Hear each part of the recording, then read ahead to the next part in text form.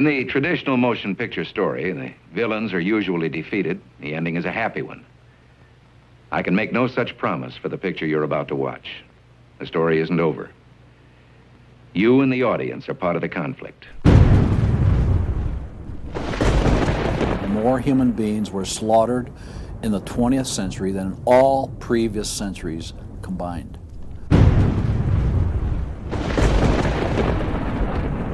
We're talking a congressional record, 135 million dead. Their entire purpose was to detach our culture from any moral anchors whatsoever. You look at the changes in America since 1960, perhaps. The whole culture's been transformed. They're coming out of the belief that the village should raise the child. The village means the government.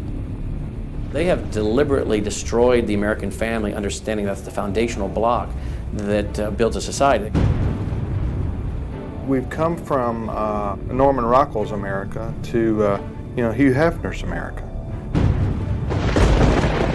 If we lose the Judeo-Christian framework, we're lost forever. The left wants you to think that the cultural changes that have taken place in America since the 1960s have done nothing but progress us forward toward a brave new world.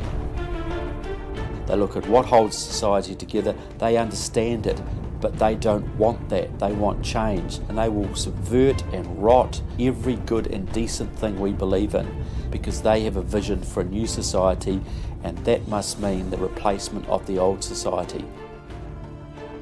This film will show that the brave new world they seek is nothing more than the failed policies and ideologies of the communism that enslaved over a third of the world's population during the 20th century. It will show that most people on the left aren't communist, just the useful idiots Lenin spoke of, being used to promote a socialist agenda, which is the first and necessary step toward communism. They basically try to say that the state itself is ultimate, that there's nothing, no law higher than the state, and if there's no law higher than the state, there's no appeal against it. History has proven beyond any doubt that the free enterprise that freedom produces provides more for anyone willing to work than any other system. So why would the left still be pushing their socialist agenda on us? I mean, it's really just microwave communism. There's only two possibilities. They're either ignorant or they're evil. From my investigation over the last 2 years into what has caused America's drastic decline, I'm sorry to say the left won't be able to use the ignorant card. They've left too much evidence of their agenda in their books, articles, and speeches. No, America has an enemy that is getting very close to accomplishing its plan of destroying the greatest country in all world history. Once people figure it out, they're going to do what people everywhere do. They're going to start protesting and they're going to start revolting. And when that happens, that's when the powers that be feel threatened and they use the power that they have.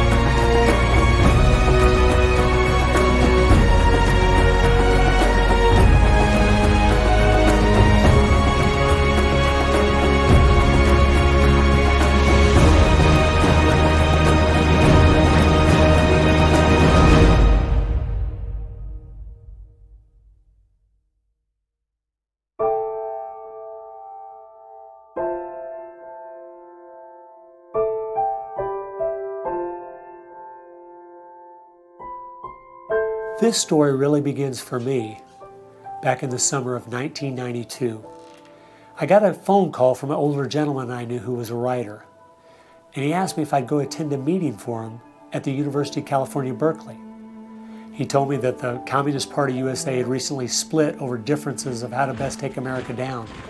Some were wanting to still work toward a violent revolution, while others were wanting to focus their efforts on using public policy to subvert America from the inside. He was curious what they had to say. I mean, after all, the Berlin Wall had just come down, the Soviet Union had dissolved, and the whole world was saying communism is dead. So why were they meeting, and what were they up to? I was in graduate school at the time, and the whole idea of slipping in undercover into a communist meeting sounded pretty neat, so I decided to go. The first surprise I had was when I walked into the auditorium. I was expecting it to be filled with college radicals, but instead it was 50, 60, and 70-year-olds, grandparents, professionally dressed with briefcases, and I realized this might be a little more serious than I thought. As the weekend unfolded, I listened carefully as they outlined their plan and agenda and how they were going to infiltrate the institutions of America to influence us in the direction they wanted us to go.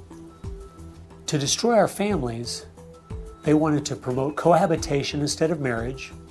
They wanted to try to get children away into government programs at the earliest age possible. And they also said they'd like to get behind the feminist movement because they felt it had been very successful in making women discontent with marriage and motherhood. To destroy business, they wanted to get behind the environmental movement. And in 1992, the environmental movement was very modest, but they thought it was the only vehicle capable of creating enough regulation and red tape to discourage business growth. And finally, to destroy our culture of religion and morality, they said, if we can get Americans to accept homosexuality, they thought it would begin to extinguish our traditional moral values Americans held. I remember thinking at the time, this plan doesn't seem very realistic. It's not something I'll need to worry about in my lifetime. It was 15 years later, I was appointed by the governor to be a state representative in the legislature. I'd only lived in my district for 2 years, so I thought it'd be a good idea if I wrote a monthly letter to the editor. Each month I wrote on a different topic. In January 2008, as I was contemplating what to write my letter on, I thought back to the meeting in 1992, and I thought of the goals they'd outlined and where America was today, and I couldn't believe how successful they had been. Our families were totally disintegrating. The environmental movement had become the most powerful force for destroying our free markets, and hate crimes legislation was being considered in Washington, D.C. that made it a crime to even say anything against the homosexual movement. I realized people needed to know what was going on. After I wrote this letter, within days, people were protesting at the Capitol. It was the feature story on the evening news. Controversial comments have state legislators buzzing tonight. After a freshman lawmaker alleges the communist agenda has infiltrated mainstream America. It's the big story, live at 6. And over 40 letters to the editor had been printed in response to what I'd said.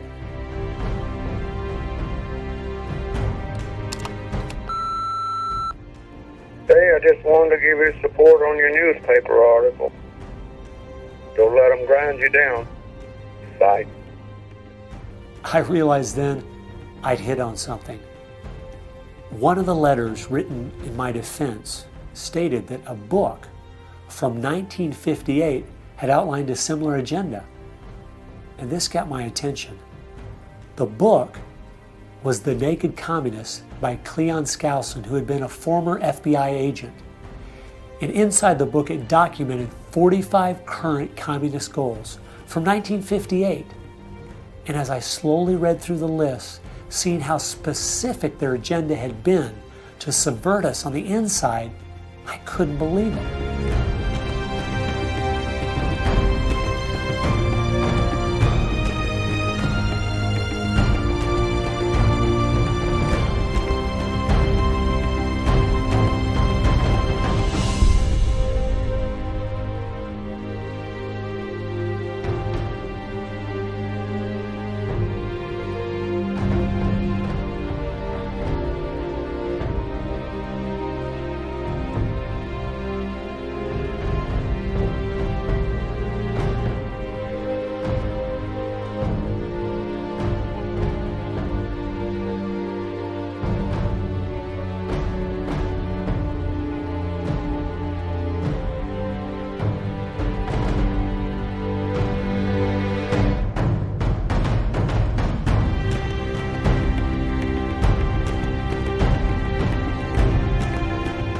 they'd accomplished almost every single one of them, and nobody seemed to be noticing.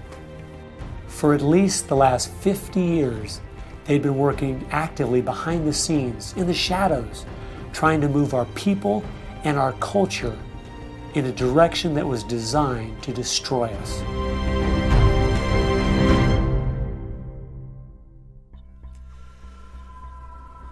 Someone needed to find out the truth of what had happened to our country. Could all of these very specific goals have been accomplished by accident? Or was there something there, under the surface, intentionally rotting away America's culture? I decided to go and get the facts from some of my favorite writers and speakers around the country. These are a few of the questions I asked them.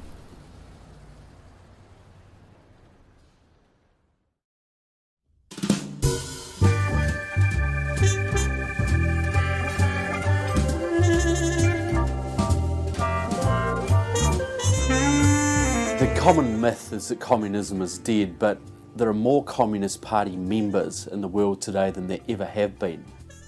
One of the things the communists are doing worldwide is not using that name. And so what we have is people with some of the same ideas masquerading in the United States under a variety of names.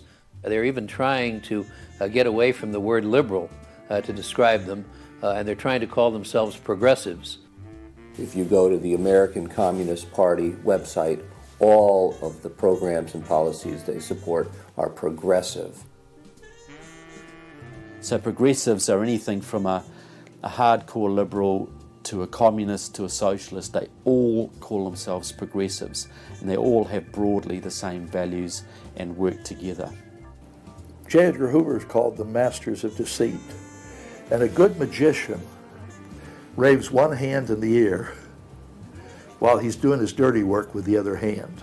And while everybody's saying communism has died, they moved through much of Africa. Communism is resurgent in South Africa. Into South and Central America. Right now, 6 countries in Latin America are now communistic. We have communist China. We have Cuba, North Korea. We have Vietnam. It still dominates behind the scene in Russia.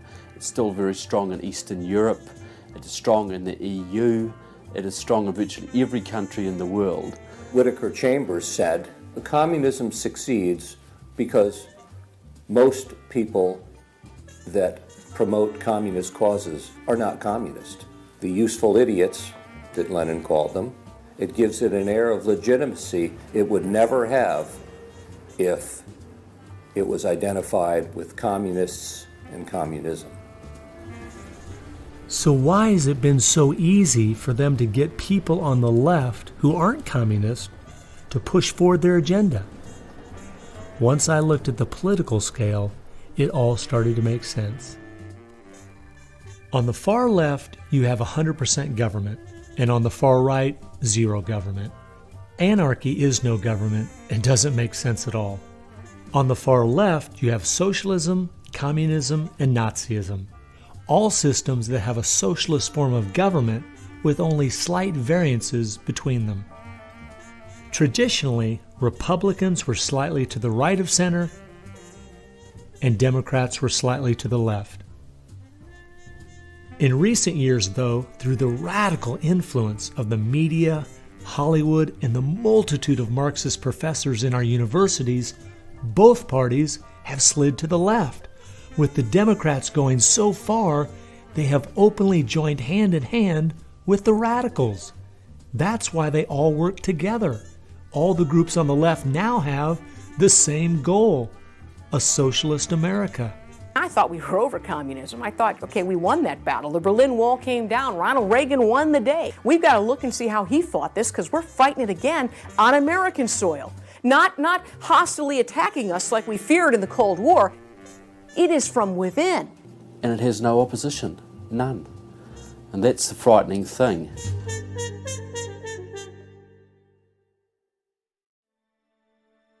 I think it's pretty clear to see communism isn't dead.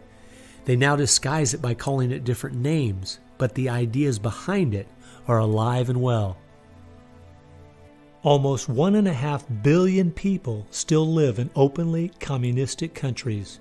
But unfortunately, most of us in America who are under the age of 50 have no idea what communism means to the people who live under it. So my next question was, what's so bad about communism? Communism is so evil. It's a completely tyrannical system. The whole history of communism is one of mass murder. Tens of millions of people brutally murdered by the communists. The mass murder of more people in times of peace in all the wars of history combined.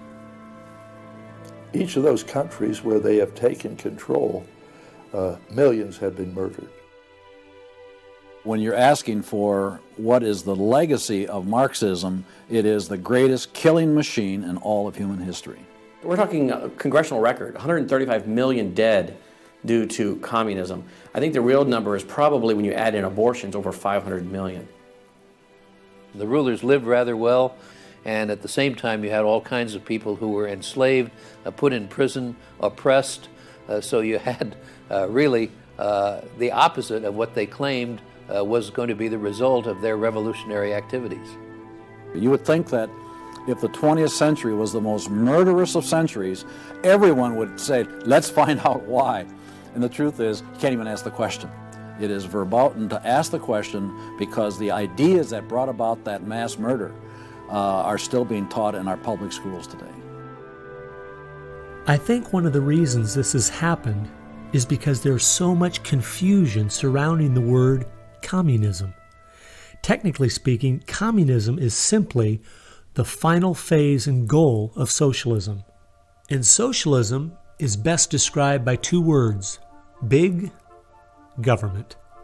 Government controls almost everything, and they use this power to take things by force from one person and give it to another. The liberals in America sincerely believe that this isn't evil at all. It is what will finally make things fair and just. There's only one problem that pulls some of us away from this wonderful utopian vision: history. From history we see that whether it was Hitler's National Socialism or Stalin's Soviet Socialism, socialism by whatever name and in all its forms is the ultimate evil. Sooner or later, it destroys everything in its path: law, morality, family, prosperity, productivity, education, incentive, and finally life itself. The problem with socialism is that it creates the conditions for a Stalin or a Hitler to come to power.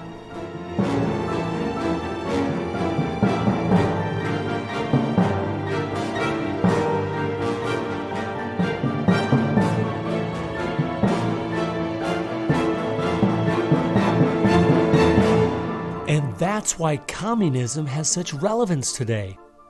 It's the final destination on the road we're traveling.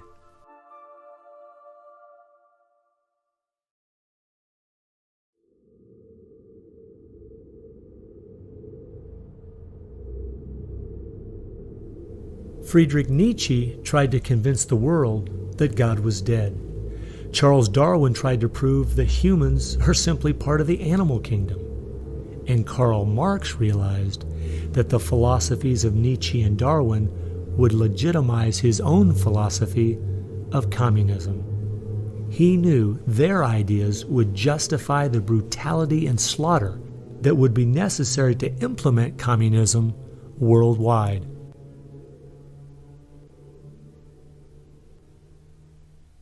It was in March of 1883, Karl Marx, the father of modern-day communism, died. The assumption that communism would die with him was a logical one, since only 9 people attended his funeral.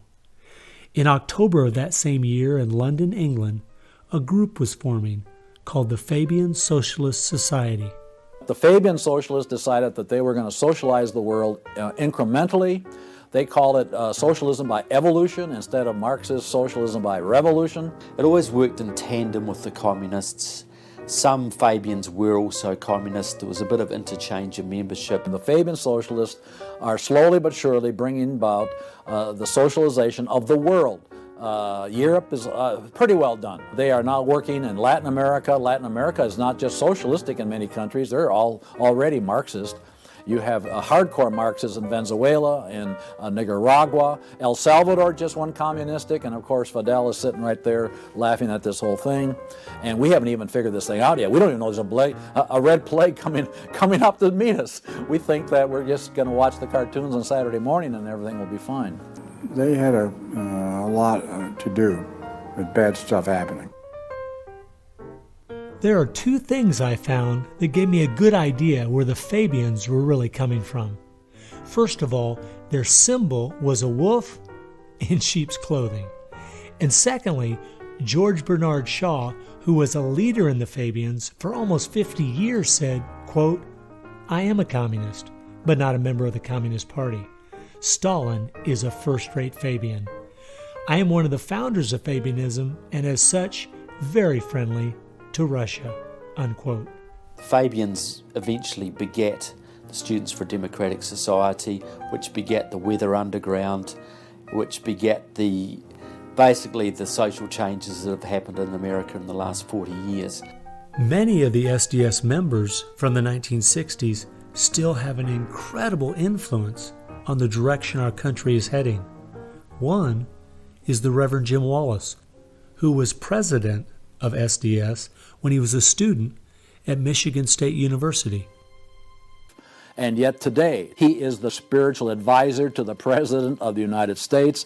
They've been friends for many years. They go back to Chicago and the Chicago politics crowd. And during the Vietnam War, he was rooting for the Viet Cong to beat the United States Army. And when they did, he just couldn't believe it. He said it was one of the happiest days in his life. And another leader in the Students for a Democratic Society and founder of the Weather Underground is William Ayers, who has been a longtime friend and neighbor of President Obama. It came out in 2009 that Obama's book, Dreams from My Father, was even written by Ayers. So the influence from the Fabian Socialist Society goes right into the White House.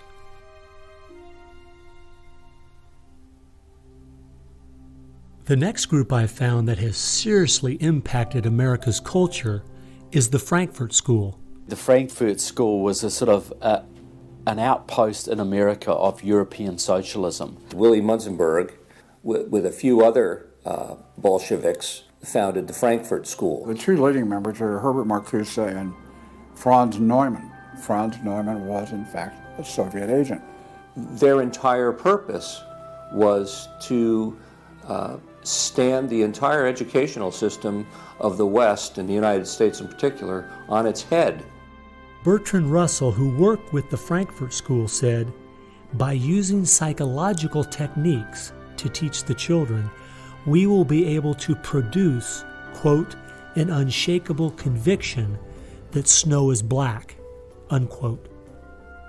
They established a school here. With the help of John Dewey. He helps bring these German intellectuals to America in 1933, drop them down at Princeton, Berkeley, Brandeis, to go after education and media. Included in those goals were the teaching of homosexuality and sexuality to children, the promotion of excessive drinking, and destruction of religion in the United States. That was a big one. And they basically started the social rot. Willy Munzenberg said, "We are going to make the West so corrupt it stinks." I love spending time with my family, July 4th, baseball, and apple pie, and my mind can't even comprehend that there were groups of intellectuals back in the 1930s plotting and planning how they could make America so corrupt it stinks.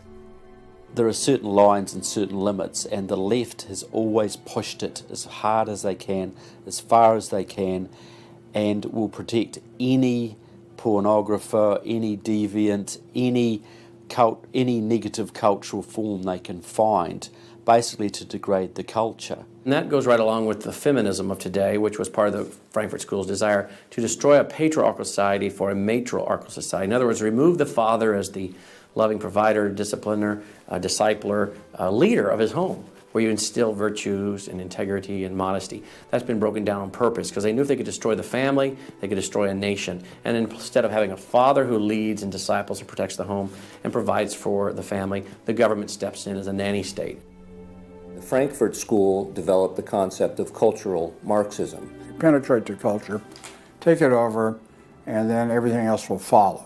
And of course they did that, and today we've had a complete cultural revolution. As many people in America are familiar with the phrase "make love, not war," that actually came from Herbert Marcuse, who was with the Frankfurt School. So these guys went after education, they went for media, and they've been very successful in changing the entire worldview of Americans through what they call political correctness, but it's really cultural Marxism, with the goal being to destroy Christianity, then create chaos, and then move to their ultimate goal, which is from cultural Marxism to traditional Marxism, which is socialism. Most of the strategy to remake America from within started with Antonio Gramsci, who wrote over 2,000 pages back in the 1930s outlining how to take a Judeo-Christian culture down from the inside. The plan he suggested has been the main focus of the left ever since. Antonio Gramsci was a neo-Marxist philosopher. Antonio Gramsci was an Italian communist. Antonio Gramsci is probably the biggest troublemaker in the world. He's probably got more responsibility for our social ills than anybody else on the planet. He knew of the importance of undermining the morals in the character of this country. Because America had a strong Christian heritage, you had to attack the culture. You had to change the culture. Even to pornography, into areas that most people normally wouldn't accept. He said that we're going to destroy the West by destroying its culture. We're going to infiltrate and we're going to turn their music, their art, and their literature against them. That means that you penetrate the universities, you write the books, the novels, the poetry, the music, the book reviews. And once you control the culture, then you can sort of shape the thought of rising generations. He differed with Marx. Instead of, for example, destroying the church and the other basic institutions, he said infiltrate them and use them to change the culture. What Gramsci had to say was that this is the way that government is perpetuated and society is perpetuated is through these churches, because they set the standards, they set the framework of the way people live, of rules, how families should be structured. He didn't want a revolution on the streets that would be overturned by the police the next day. He wanted to change society over the long term so that we'd have a revolution without us even realizing it, basically. And the communists have been very effective in promoting their ideology in Hollywood, in the mass media. And I think he was quite right. I think that's exactly what has happened. I think that's what's worked. I think it's working that way now. And that's where a lot of these people come from. And that's been the big success story of communism in the last 50 years. It's the professors, it's the educationalists, it's the journalists. They are the shock troops, the Gramscian shock troops of the future. And one of Gramsci's all-star disciples, Saul Alinsky, became one of the most influential radicals of the 1960s. Well, Saul Alinsky was a prominent radical in 1930 Chicago. He worked closely with the Communist Party. He used to go down and train at the rifle range with Leon Dupre, who was later a mentor of Barack Obama. And they used to train to shoot because they knew the revolution was just around the corner. But that didn't come, so he got a bit more subtle. Well, Saul Alinsky called for a community organizer to stir things up, to create agitation. In fact, he said, you'll be accused of being an agitator, and that's exactly what you are. He wanted the haves and have-nots fighting with each other. It wasn't until I was watching an old film from World War II that I realized what the left has been doing in America to pit the poor against the rich, blacks against whites, and the young against the old, is the same tactic Hitler used to disunify Germany. You see, they knew that they were not strong enough to conquer a unified country. So they split Germany into small groups. They used prejudice as a practical weapon to cripple the nation. Remember that when you hear this kind of talk. Somebody is going to get something out of it, and it isn't going to be you. And they use the conflict as justification for more government to stop the chaos. So they create the chaos, and then they step in as a solution to the chaos. And as Francis Schaeffer said, once this chaos comes, most people will willingly give over to an authoritarianism because they don't want the chaos. His book was kind of the field manual, if you will, for these activist organizations. Which President Obama studied and taught at a workshop for 4 years in Chicago as a community organizer for ACORN. As I was reading through Rules for Radicals to see where he was coming from, I just happened to take a look at the dedication in the front of the book. And this is what I saw. Quote, "Lest we forget at least an over-the-shoulder acknowledgement to the very first radical, the first radical known to man who rebelled against the establishment and did it so effectively that he at least won his own kingdom. Lucifer." Unquote. Saul Alinsky from Antonio Gramsci has had an incredible amount of influence on our president and on our society, and he dedicates his book openly to Lucifer, Satan. I think that says more about where their ideas and plans are based than anything else.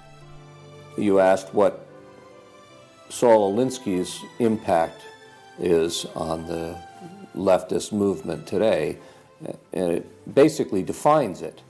It defines it. Saul Alinsky took the best of Gramsci and the best of the Fabian socialist ideas, combined, repackaged, and sold them to the 60s radicals. After studying Alinsky, Richard Cloward and his wife, Frances Fox Piven, came up with what is today known as the Cloward-Piven strategy. Now, their idea was basically that to destroy society or destroy capitalism per se, they needed to overload the system. The idea was to get everybody you possibly could on welfare, to get everybody you possibly could basically milking the system in some way or another. It was called the crisis strategy, and it became very well known by activists and radicals in the 60s. They published an article in the May 1966 issue of Nation magazine called The Weight of the Poor, in which they outlined their strategy. Rathke read that article, and Rathke ended up starting what we now know today as ACORN. And of course, Cloward and Piven had been studying Saul Alinsky. So Antonio Gramsci gives us Saul Alinsky. Saul Alinsky gives us the Cloward-Piven strategy, this husband and wife that said, hey, let's collapse the American economy by implementing so many entitlements, so much of a welfare state it collapsed. Rathke studied the Cloward-Piven strategy. He starts ACORN. And of course, ACORN gave us Obama. And to show what a small world it is, Wade Rathke, who started ACORN, was the draft resistance organizer for SDS, the group the Fabians started. They've used that strategy ever since to expand voting rolls, to expand welfare rolls wherever they can, basically just to overload the system, to increase the tax burden on the middle class, and basically bring capitalism one step closer to destruction. I guess we shouldn't be surprised that we still have open borders, that so many people are dependent on the government, and that the left keeps pushing these programs when all they've done is tear apart the black families in America and create generational cycles of poverty. The last group that has worked alongside the Fabians and the Frankfurt School using Gramsci's approach is the Communist Party USA. Probably the most important book on this subject is called Towards Soviet America by William Z. Foster. William Z. Foster was the head of the Communist Party himself. He ran for the President of the United States in 1932, but in the book Towards Soviet America, he literally lays out chapter by chapter by chapter what is entailed to bring about a USSA, not just a USSR. Two of the movements they started in America have played a significant role in tearing apart our families, in breaking down our morality. Betty Friedan is credited with really starting the feminist movement in this country. The purpose really was to attack full-time homemakers, to get them out of the home, to make them think they live dreary lives, to make women feel they are victims. It's the science of victimology. And that is so unfortunate, because the American woman is the most fortunate class of people who ever lived on the face of the earth. And to try to tell them that they are victims of an oppressive, unjust patriarchy is just a grievous lie. But unfortunately, they are teaching young women that and have been doing it for many years. While Betty Friedan was pushing her book, Feminine Mystique, she implied that she was coming from the point of being a frustrated housewife herself and just wanted to be a help to other women. But later in the 1990s, it came out she was in fact a radical propagandist for the Communist Party and a staunch supporter of Stalin. So when she had described the American family as, quote, a comfortable concentration camp, unquote, it wasn't because of her experience at home. It was because she was just doing her part to dismantle our families. I'm a student of communism, and the communists set up various groups and various societies. Their society that they set up to promote homosexuality in this country was called the Mattachine Society. It was founded by Henry Hay, a leading member of the Communist Party. So since I was studying communism and teaching on the issue of communism, you just follow leads, and all of a sudden you realize, what is this Mattachine? I've never heard of this Mattachine Society. Well, it was Henry Hay's organization set up to infiltrate the culture of the United States to make homosexuality normal. It's always been a movement dominated by the left. It's all these so-called isms. You will find there's a communist or a socialist behind every one of them, and you'll always see their targets. It's basically the traditional family unit. The war is still against the family. If you go back to the Communist Manifesto and read Karl Marx carefully, the war is against what they called the bourgeois family, which was really the biblical family, father, mother, and child. They want to plow through marriage. They want to change the very definition and meaning of marriage, because their open door to engineering society in this utopian way is blocked by the very values of our Christian civilization that's taught through marriage. And so the left just has got to destroy the family, because if there's any one thing that will prevent the left from carrying out its agenda, it's healthy and strong nuclear families. And so from the Fabian Socialist Society to the Frankfurt School to Antonio Gramsci and the Communist Party USA, from these four you will find connections to almost every left-leaning person and organization in America. Their influence has been incredible.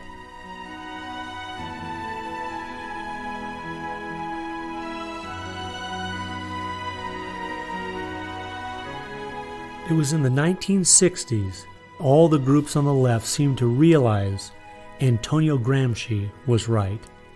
In a Judeo-Christian society, you will never be able to persuade people to rise up in a Marxist revolution and start killing each other off.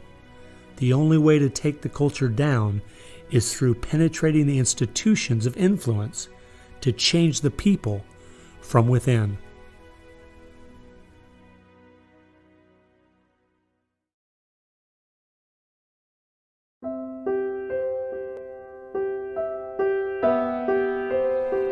I guess the biggest surprise I had while studying these four groups was seeing that a large part of their agenda was trying to make us an immoral people. The communists knew in the 1930s and since that time, and the leftists know today, that if you can break down the cultural traditions, the basic rules of morality, then it's much easier to move people in different directions that are counter to the good of society. They recognize that it's all part of the same fabric. Their ideologies all work together to break down families, to break down the sanctity of human life, the value of human life, to break down the idea that there is a God that we are accountable to. They essentially are validating the Judeo-Christian worldview by the very things they attack. Because in their effort to destroy our culture, they know that they have to go after the very things that the Judeo-Christian tradition honors and values. Morality, belief in God, faith, the importance of family, the sanctity of life, the sanctity of marriage. It's amazing our enemies could see our morality was our greatest strength, and yet so many Americans don't seem to get it. Morality is simply having the character to do what you should do instead of what you have the freedom to do. And that's the only way freedom works. A people cannot be given freedom without morality, or they will self-destruct. And that's what we see happening in America today. The bottom line is freedom and free enterprise are simply fruit on the tree of morality. Our founding fathers clearly understood this principle, and so do our enemies.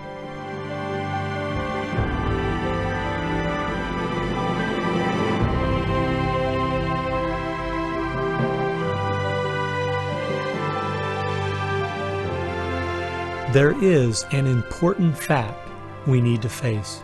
If we had Ronald Reagan as president, low taxes, and a strong national defense, the ship certainly wouldn't be sinking as fast as it is now, but it would still be sinking.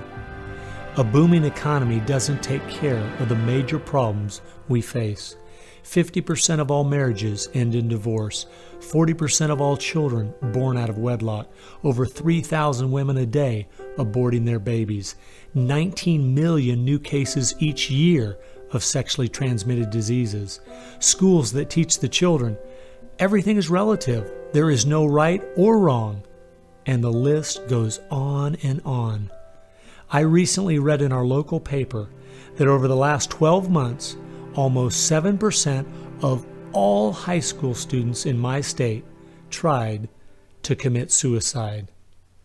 Our society is falling apart, whether we want to admit it or not.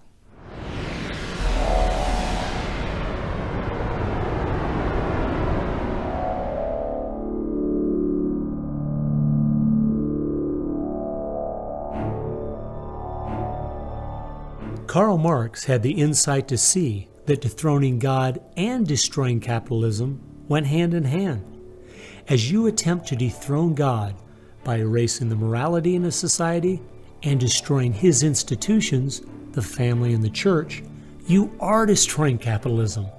Because as the families fall apart and the church loses its influence, society starts to crumble. And then government has to expand to pick up the pieces.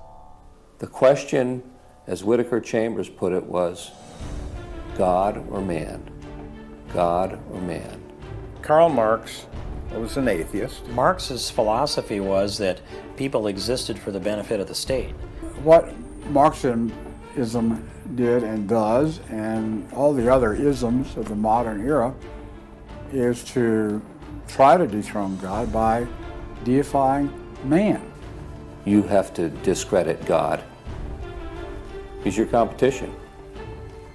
The 20th century ushered in several ideologies that sought to devalue God and elevate man. Communism, relativism, humanism, they all deny that there's a God, and they claim that by doing so they're really elevating man. But if you look at how each of those philosophies end up working out in real life, there are always some classes of human beings that don't deserve the same value or rights as anyone else.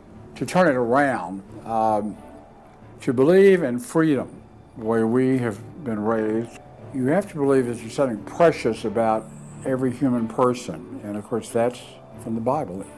Imago Dei, we are all created in the image of God. Therefore, every human being is entitled to respect and dignity and freedom, and that is distinctive to biblical religion. You don't find anywhere else. Almost all the ideas that have made America such a unique and great country, our founding fathers got straight out of the Bible. I guess that's why the left only has a problem with one religion, biblical Christianity. They never complain about separation of church and state when it comes to Islam, Buddhism, Hinduism, or any of the other religions. In fact, a couple years ago, the Dalai Lama came to my town, and during the school day, at taxpayers' expense, thousands of our local school children were bussed in to hear him talk. I wonder if they would ever do that for someone like Billy Graham. No, they must destroy the Bible's influence in America so they can step in with big government in its place. It's an age-old question. Are we going to believe in God, or are we going to play God ourselves? Essentially, for the left, the choice that they see very clearly is people are going to depend upon God or they are going to depend upon government. They want people to depend upon government, so they have to destroy faith in God. At its core, it's a rebellion against God and God's laws. And that's what the battle is about. That's what the assault is on. That's why Christianity is a target. And that's why we saw the gulags in the Soviet Union. We saw the concentration camps in Nazi Germany. In all the ideologies that elevate man end up devaluing certain human beings. Dictators of the left, Hitler, Stalin, Mao, Castro, and all the others, always have come to power by acting like they're going to change things to make it better for the people. Yet history has shown us the devastating results that have happened every single time. There is no example in history of big government that didn't abuse its power over the people. But people who have believed in the God of the Bible and that our rights are a gift from Him to everyone have always stood up for the preciousness of every human life. You look at those who have fought for true human rights throughout the ages, and it's those that do have a strong faith in God, those who fought against slavery, and those now today who are fighting for the sanctity of human life. Like the Declaration says, we hold these truths to be self-evident, all men are created equal. Aristotle didn't believe that. He said, no, some people are born to be slaves, and some other people are born to rule over them. And the reason that you and I know different, and it's not because we're smarter than Aristotle, he was a smart man. But we have something he didn't have. We have the Bible.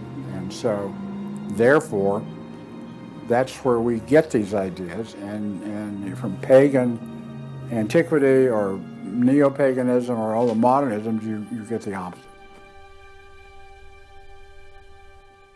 After studying this topic for the last 2 years and reading literally hundreds of their books and articles and speeches, I've come to the conclusion, whether the left knows it or not, their plans and goals can all be summed up very simply.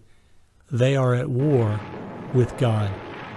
A people that are moral and believe their rights come from God would not only never want what they're selling, but would also never need it. And they know that.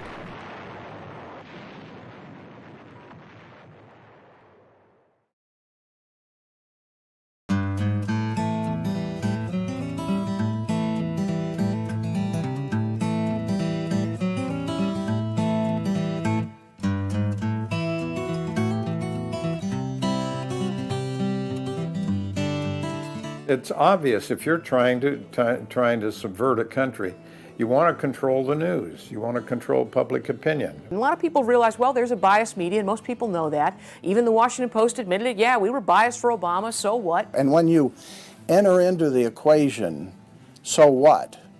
That means the biases, the opinions of the reporters enter into what is news. They decide whether you have a right to know. And it's no longer a bias. They turn from just political bias to activism. They go to the places that influence, or I should say, where they can have leverage. Generations of journalists have been trained to interpret events, interpret the news, not report the facts, interpret the news. They do not deal in facts because facts aren't effective for them. They have very few facts on their side. They've gone into and penetrated these major areas to where they can influence it in the direction they want to go. We've seen a massive shift away from old-fashioned objective news reporting to what he called interpretive reporting, what others call advocacy journalism. And it's advocacy for a cause. And as a result, we have a news media in the United States that is extremely liberal at the present time. Which was a major, major goal, to control not merely the newsprint, but the television media and Hollywood. Stalin said himself, if I could control Hollywood, I could rule the world.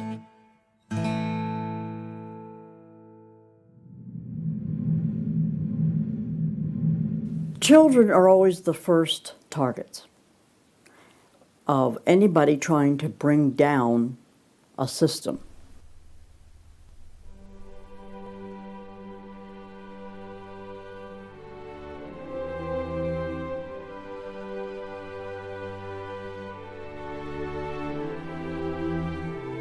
John Dewey is believed to be the most influential man in the whole area of public education.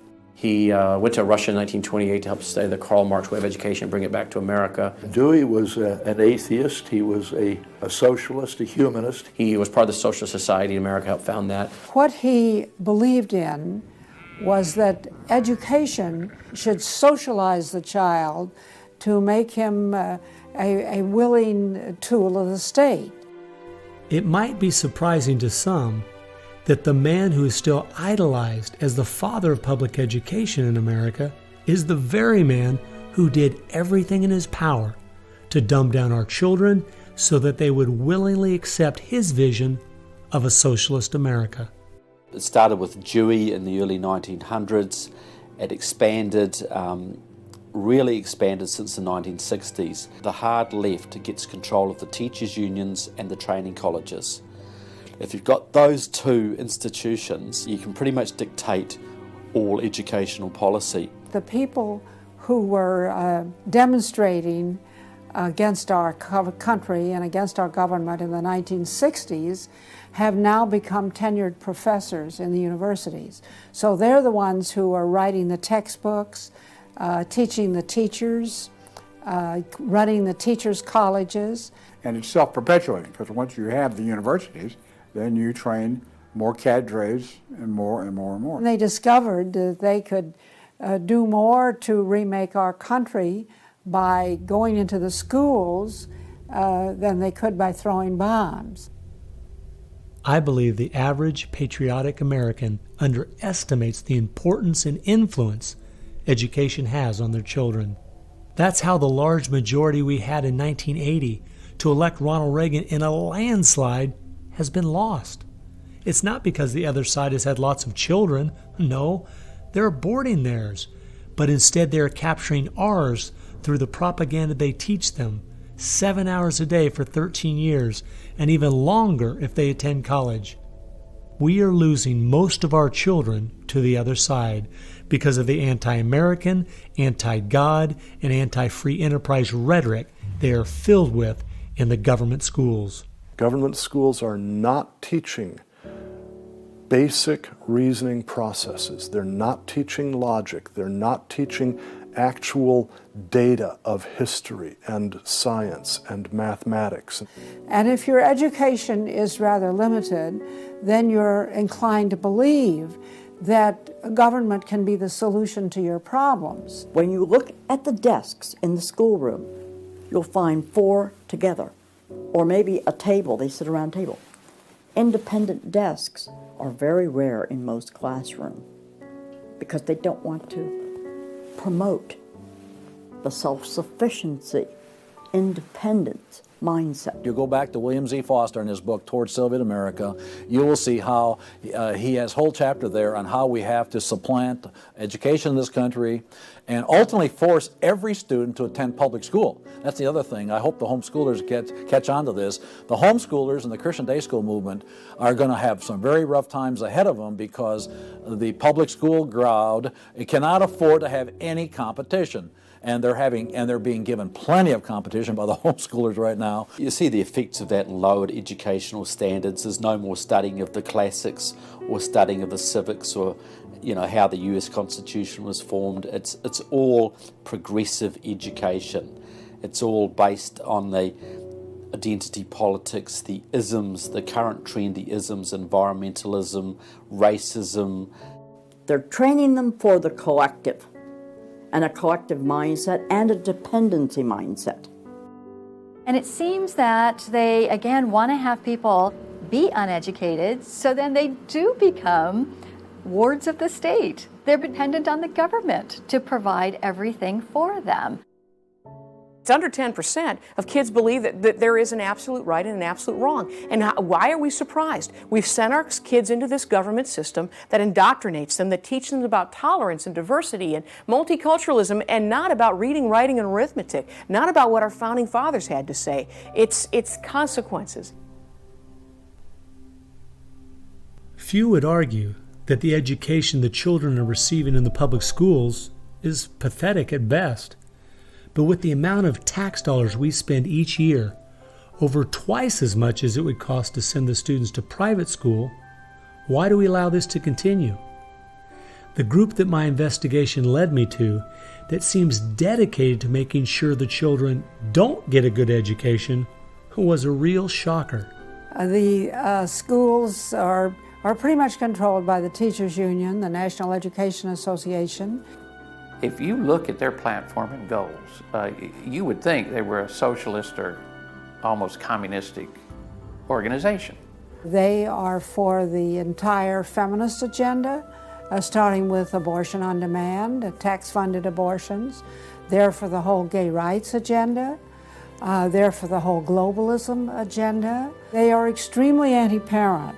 It is an effort to get the children to abandon the values of their parents. National Education Association has no patience, tolerance, or use for traditional teachers. They're looking for people who want to be agents of change. They want to throw out all the lessons of history.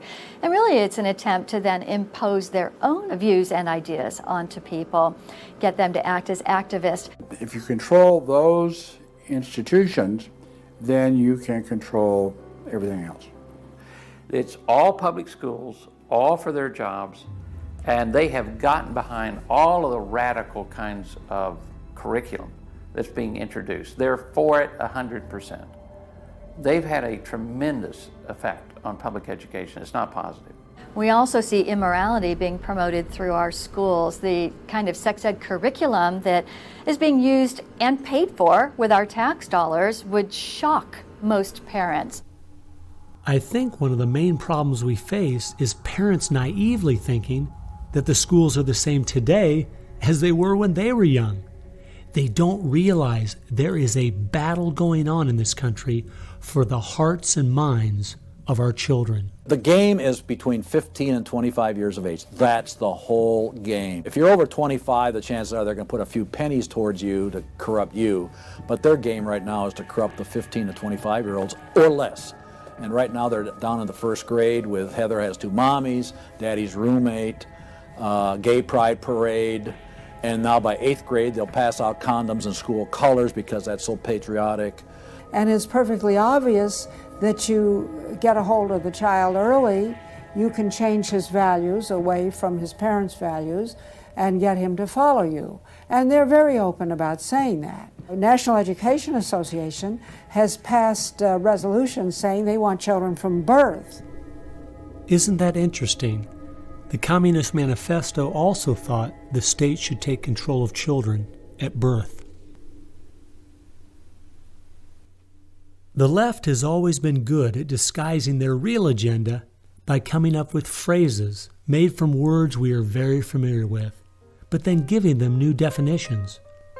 Social justice is the current phrase of choice and is being used to teach children the failed Marxist ideas of yesteryear are what they should strive for today.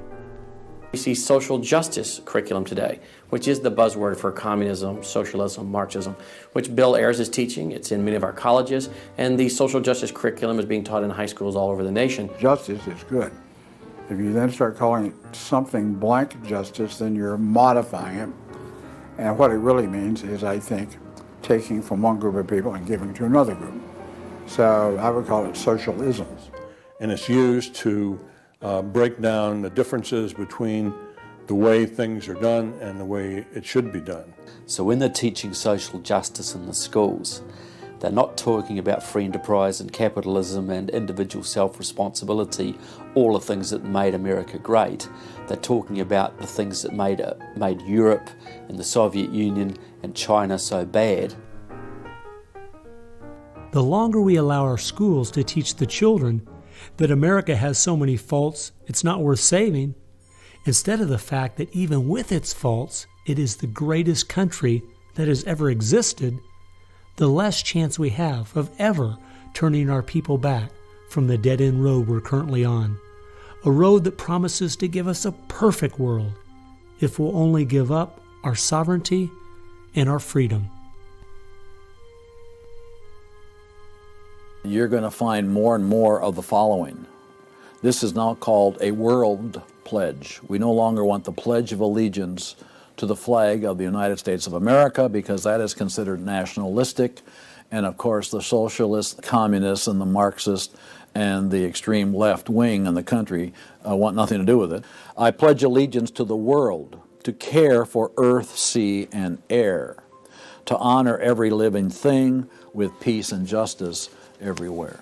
This came out, first of all, in Superior, Wisconsin. So Superior, Wisconsin was their guinea pig, and there was very little said against it, and so it would then go to the next and the next and the next, and before long you'll have the whole school system standing up saying, I pledge allegiance to the world instead of I pledge allegiance to the U.S. The public schools right now, if you'll read Towards Soviet America, have nearly accepted every item that William Z. Foster said we needed to place into the public school curriculum. And we're seeing the results. People are not as informed as they once were. They think in different ways, and they think in the way that the left intends them to think. Antonio Gramsci realized that if you can take over the institutions in a culture, you will be able to use those to influence society to create the socialist man you want. I think the most brilliant part of his plan was that he realized you could not only create a man that wanted big government to take care of him cradle to grave, but, and this is the genius of Gramsci, you could create a man that needed big government to take care of him cradle to grave. A man so dumbed down and so minimized in society, he wouldn't have the intellect or character to take care of himself. The reason this is so deadly for America is that once we have a certain percentage of the population in that category, our limited constitutional form of government is no longer possible because too many people won't be able to exist in that framework. We are approaching that tipping point rapidly.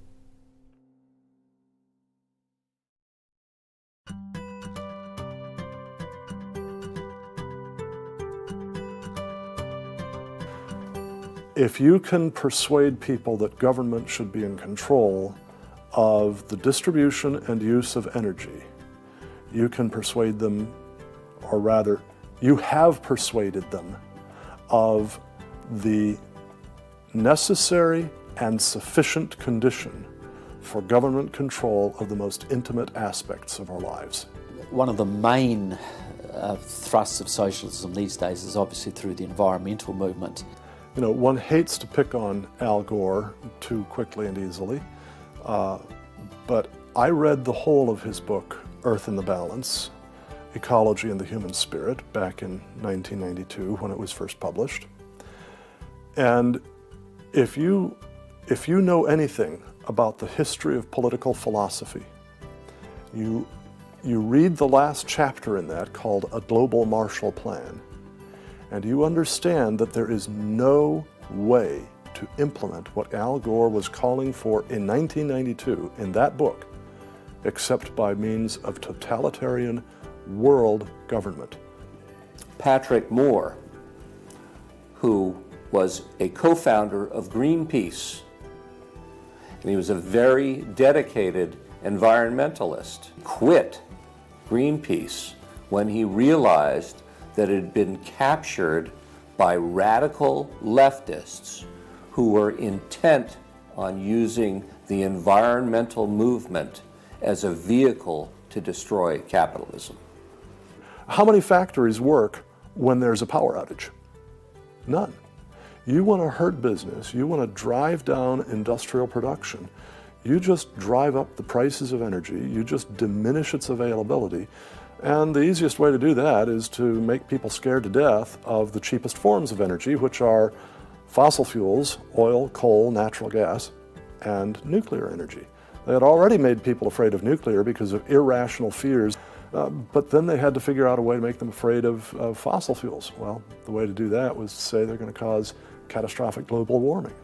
So I used to think this was just one great big distraction. If they want to put their energies toward the environment, but now I see that this is now being turned around and used as a tool to further a socialist agenda. Charles Rubin, a political scientist who wrote the book The Green Crusade, has told this story extremely well. Environment comes from a French word meaning surroundings. Well, now, what is surroundings? Everything around you, right? And so, as Rubin points out, environmentalism is literally everythingism. And so, if you were a socialist, committed ideologically to the notion of government having control of everything about our lives, and you saw that you were losing the contest in terms of the creation of wealth and its distribution to capitalism, you had to find some other basis on which to promote your vision of government and to pursue its implementation. Environmentalism, or everythingism, was the perfect card. In December of 2009, when the ClimateGate scandal broke open and it became public that even the leaders of the movement knew the whole global warming idea was a farce, it wasn't them just having bad data. We as Americans knew once and for all that this movement was simply part of their agenda. It's my guess that regardless of the evidence that comes out against them, they will not let this tool they have waited the last 100 years for go to waste. A tool that gives them the absolute power and control they want, but allows them to get it under the guise of saving the planet.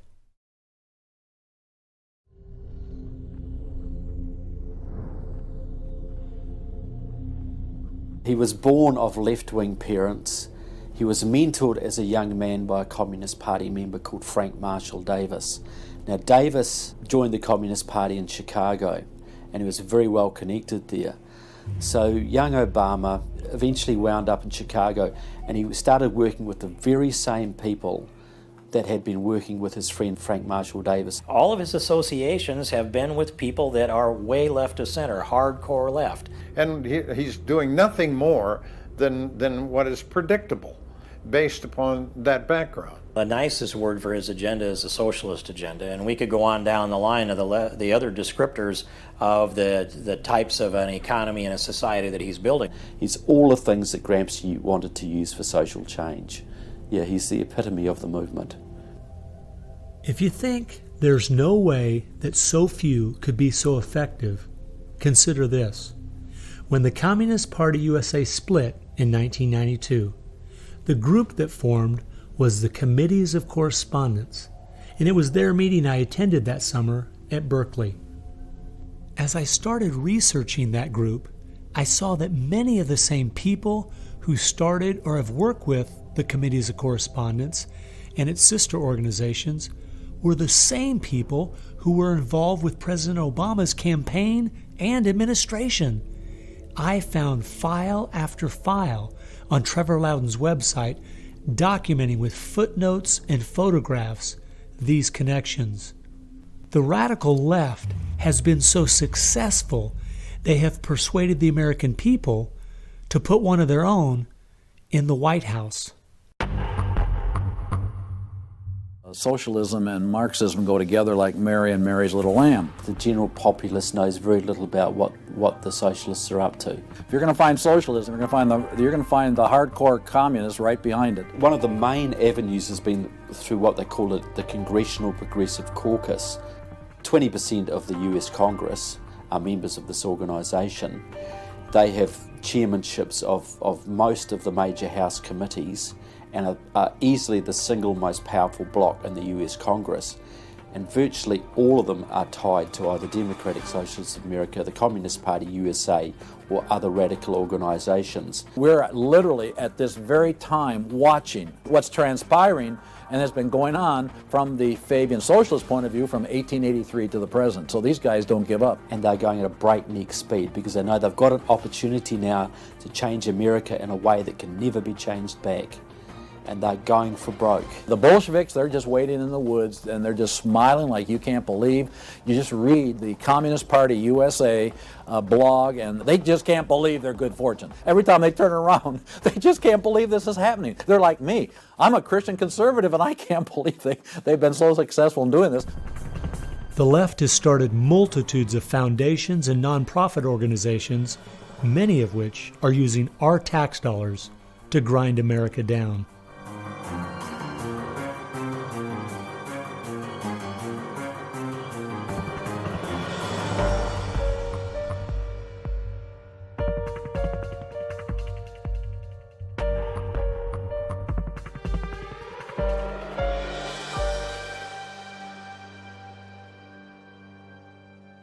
They use all kinds of patriotic words to masquerade an extreme leftist orientation, which, if anything, would enslave the people in the same kinds of things with the same kind of ultimate results as communism had. The communists will let the socialists go so far, and then ultimately the communists really turn on their fellow socialists and they wipe them out too. And their attitude, I think, is really probably pretty close. They figure, look, if these socialists betrayed their own country, the chances are, once we get in power, they'll betray us too. So they'll figure, let's just rub them out right now. And at a given point, you'll see in the history of communism that they've been very effective in rubbing out their fellow socialists who brought about their socialism before the Bolsheviks and the hardcore communists with a capital C took them over. One thing we do really have to recognize is this is a domestic enemy. This is not just people with different ideas. These are not just nice folks who have funny, silly ideas that they will eventually figure out are just not very mature. No, these people are dangerous, dangerous enemies, and they are intent on overthrowing this country and imposing a socialist system that will mean extreme hardship for the vast majority of people in this country. That's true with them constantly seeking to re-engineer society so they reach this level of utopian perfection. Where we, on the other side, we advance the idea that this is about the cause of freedom, and if it hadn't been for Jesus Christ, there never would have been a United States of America, because the inspiration for freedom drove our founding fathers. They were informed by their faith, and I believe guided by the hand of God.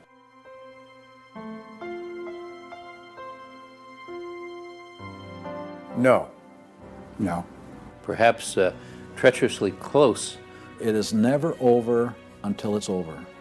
When the fat lady sings, isn't that the slogan? And when the fat lady sings, it's over. Now, she might be clearing her throat. We saw the great country of Germany in the 1920s brought to its knees. Hitler came into power and destroyed the country. We see countries like Zimbabwe in Africa, which was once a prosperous breadbasket, now just wrecked.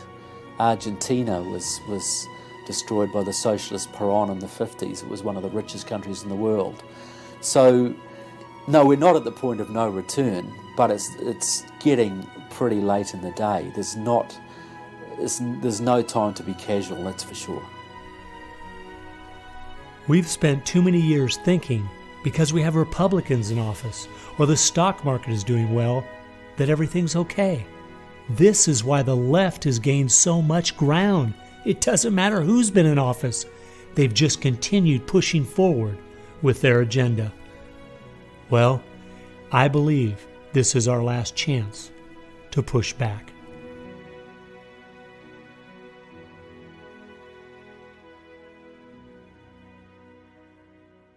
If people are looking for something to do, we have our work cut out for us. I believe one of the things that we can do that will have a profound impact in changing America is praying.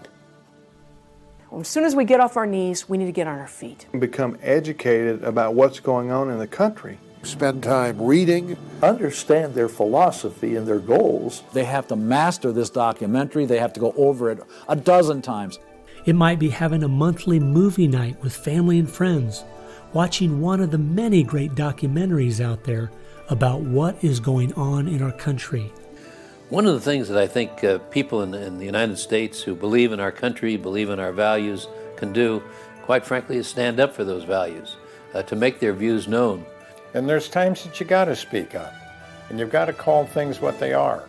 We need to be willing to be criticized and to not be silent because of the criticism. It was Martin Luther who said, if we're faithful on all battlefronts besides, it's precisely where the battle's the hottest, then we're traitors to the cause. I like the quote by Abraham Lincoln, who said that silence makes cowards out of the best of men.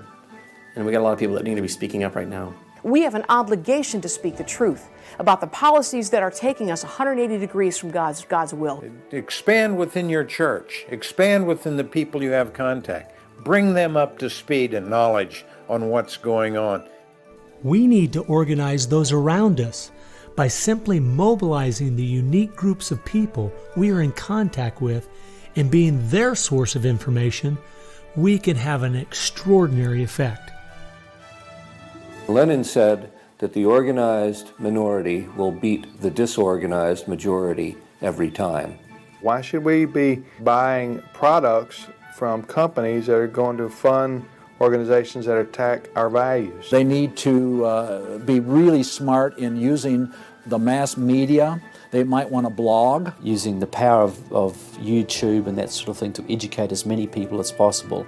A good YouTube video can reach millions of people. And if Susan Boyle can do it, why can't we?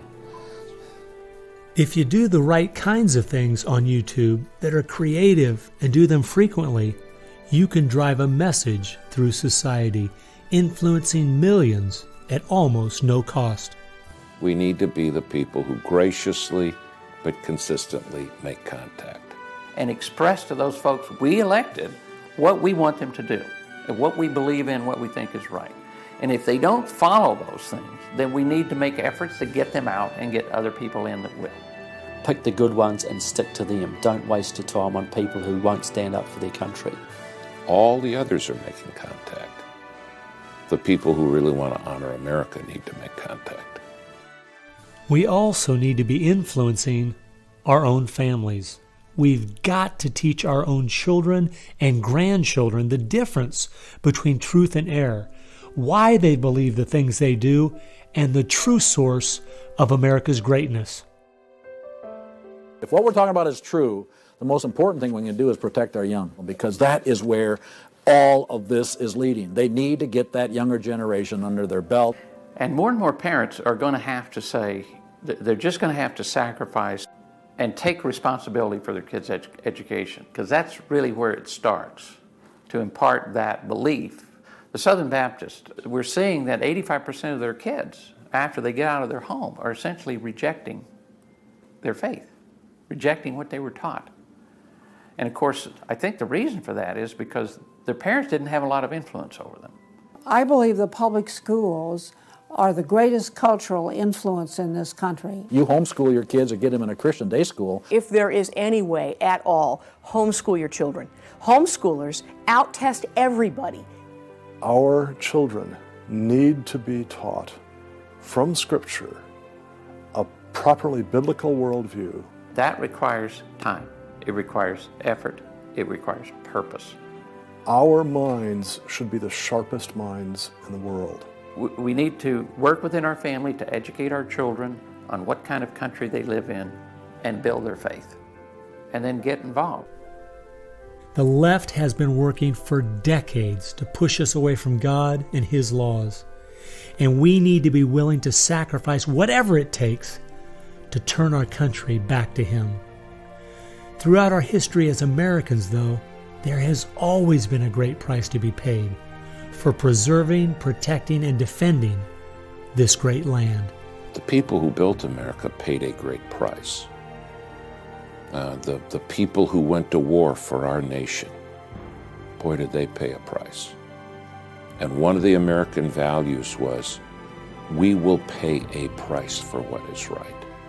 We will give of ourselves, even if it requires the giving of our lives. That was an American value. That's why it is such a heroic and honorable thing when a soldier defending us pays that price. That's like when you go to Arlington Cemetery in Washington, or the Tomb of the Unknown. You stand there and you say, this is America. We were the people who so believed in these values that it's an honor to stand for, even if it can cost you your very life. One thing I think we do need to remember, though, is that as we look at those we consider to be heroes in the past, they weren't people who just went along with the status quo. They weren't people who were just saying what was accepted at that time in history. They were people who were rising up above the evil that was being committed in their culture at that time. That's why they were heroes, because they weren't like everyone else. Never, ever lose sight of the power of one individual American. They can have an unbelievable magnifying effect just by the very fact they make up their mind to do so. The hope is in this, as Francis Schaeffer said, that as the dull ache of the human soul can no longer be filled with material prosperity, people are going to turn to spiritualism, whether it be pagan spirituality or biblical Christianity. We know, according to the Denver Post, June of 2008, pagan spirituality is doubling in America every 18 months.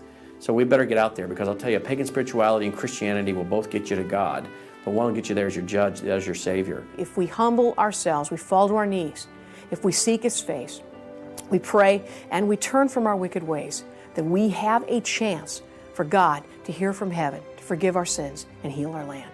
And if we are being judged, then we need to use this as an opportunity to show people that this judgment in this life is nothing compared to the judgment that's to come, that's eternal, and really make them understand the importance of fleeing God's wrath by accepting Him, repenting of their sins through faith and repentance.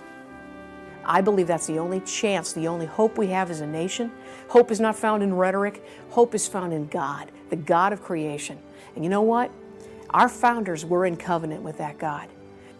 You need a dedicated, informed, praying Christian making things happen and being determined to do so.